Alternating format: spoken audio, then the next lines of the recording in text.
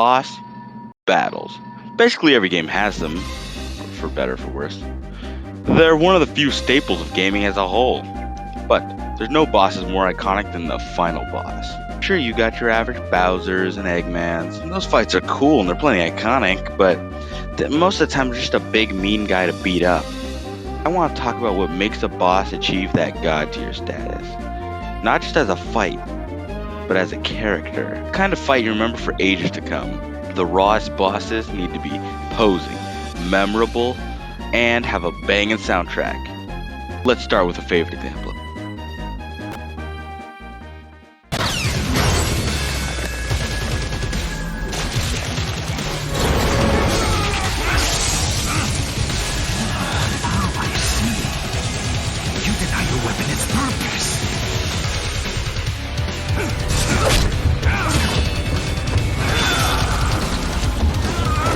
To fight God knows where.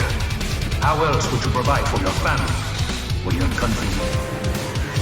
Jetstream Sam is the one introduced in the beginning of Metal Gear Rising, and goddamn does he put on a show. After going through the first level and feeling like a badass, chopping up cyborg ninjas, and even a goddamn Metal Gear Ray, you see this dipshit again and think, I could make quick work of him. Yeah, okay, never mind. You can do nothing but watch Raiden get mutilated, and that just kinda sets you up to want to fight him and kick his ass once you get strong enough. He's almost like a shadow to Raiden's Sonic, showing up everywhere Raiden goes, taunting him and waiting for that final fight. To prove how climactic this fight is, it gets a whole chapter dedicated to it. Hot dogs, this fight is something to remember, especially when paired with this rockin' track. Holy shit!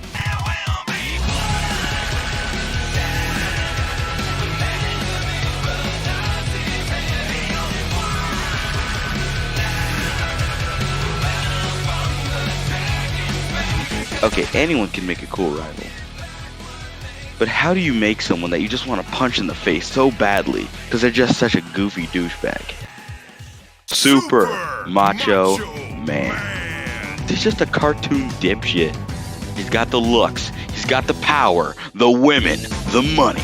And despite being some rich California dude, you simply can't withstand his raw energy and masculine physique. He has the pecs of a glorious golden god. Look at the way he clocks crap with no remorse. Absolute fucking rebel. You have to come to terms with the fact that you need to take down this muscular man of a man, a champion of champions, if you want to face the real champ.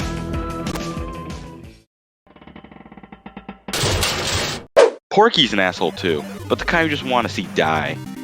He's a man-child that wants nothing more than to rule everything. He doesn't even care if everyone on Earth dies for it. His favorite pastime is having his men cut up the wildlife and sew them together to make the most fucked up things imaginable. Like, what the hell is this? Originally, he was a minor antagonist in Earthbound, but upon his defeat by the hands of Ness, he decides to go all Mind Fuhrer on the world. I'm not going to say much else about him, because if you haven't played Mother 3, Jesus Christ, what are you waiting for? But this guy's a boss you won't forget, and he's a son of a bitch to beat, too. So, who's a boss that's powerful, imposing, memorable, and has a rockin' soundtrack? Senator Armstrong, baby! Woo! I know he's a big meme, but if you've actually played the game, you'll know what I mean. In its first two phases, he's pretty much unstoppable. Then, once you can do damage to him, you're in for a fucking ride. In its first form, using the Metal Gear Excelsius, you get to fight Collective Consciousness, which highlights what you think he's gonna be like when you first meet him, a typical megalomaniac looking to control the world.